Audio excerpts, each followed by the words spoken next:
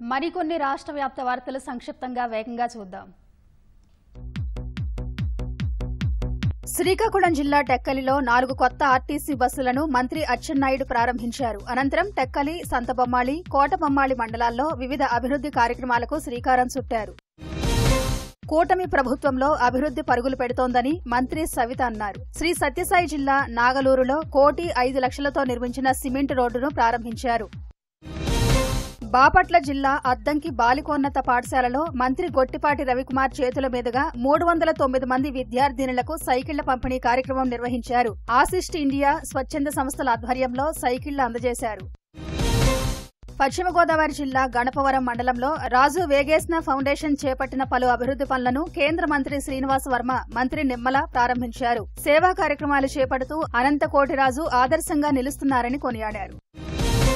April 16న Kandukuri Veeresalingam 177వ జయంతి సందర్భంగా కళాకారులకు పురస్కారాలు ప్రదానం చేస్తామని మంత్రి కందుల దుర్గేష్ తెలిపారు. విజయవాడ తుమ్మలపల్లి కళాక్షేత్రంలో రాష్ట్ర చలనచిత్ర, టీవీ, నాటకరంగ అభివృద్ది సంస్థ ఆధ్వర్యంలో కార్యక్రమం నిర్వహిస్తున్నామన్నారు. తూర్పుగోదావరి జిల్లా నిడదవోలు నియోజకవర్గంలో వైసీపీకి షాక్ తగిలింది. వైసీపీ జిల్లా ప్రధాన కార్యదర్శి, మాజీ ఎంపీపీ మన్యం సూర్యనారాయణ, 10వ వార్డు కౌన్సిలర్ వెంకటేశ్వర్లు, పలువురు నాయకులు మంత్రి కందుల దుర్గేష్ సమక్షంలో జనసేనలో చేరారు. ఎన్టీఆర్ జిల్లా విజయవాడ గ్రామీణం కుందావారి కండ్రిగలో ధాన్యం కొనుగోలు కేంద్రాన్ని ఎమ్మెల్యే బోండా ఉమా ప్రారంభించారు. అకాల వర్షాల కారణంగా నష్టపోయిన రైతులకు ప్రభుత్వం అండగా ఉంటుందన్నారు. 42 ఏళ్లు టీడీపీకి సేవలు అందించడం వల్లే పదవి దక్కిందని యాదవ సంక్షేమ అభివృద్ది సంస్థ చైర్మన్ నరసింహ యాదవ్ అన్నారు. చైర్మన్ గా నియమితులైన సందర్భంగా తిరుపతిలో పార్టీ నాయకులు, బీసీ సంఘాల నేతలు అభినందన ర్యాలీ నిర్వహించారు.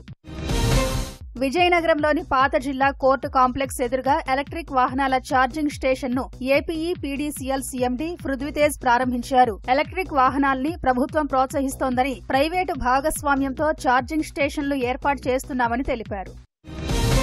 పద్మశ్రీ పురస్కారం అందుకున్న ప్రవచనకర్త మాడుగుల నాగఫణి శర్మకు తిరుపతిలోని జాతీయ సంస్కృత విశ్వవిద్యాలయంలో సన్మాన సభ నిర్వహించారు. ఈ కార్యక్రమంలో వైస్ ఛాన్సలర్ కృష్ణమూర్తి, టీటీడీ అదనపు ఈవో వెంకయ్య చౌదరి పాల్గొన్నారు. అనకాపల్లి జిల్లా యలమంచిలి మండలం పురుషోత్తపురం జంక్షన్ జాతీయ రహదారిపై ఆర్టీసీ బస్సు కొబ్బరి చెట్టును ఢీకొని బోల్తాపడింది. అల్ట్రా లగ్జరీ బస్సు టెక్కలి నుంచి రాజమండ్రి వెళుతుండగా ప్రమాదం జరిగింది. 6 ప్రయాణికులకు తీవ్ర గాయాలయ్యాయి. చిత్తూరు జిల్లా కాణిపాక వరసిద్ది వినాయక స్వామిని హైకోర్టు న్యాయమూర్తి జస్టిస్ రవి చీమలపాటి కుటుంబ సమేతంగా దర్శించుకున్నారు. ఆలయ అధికారులు స్వాగతం పలికి దర్శనం చేయించారు.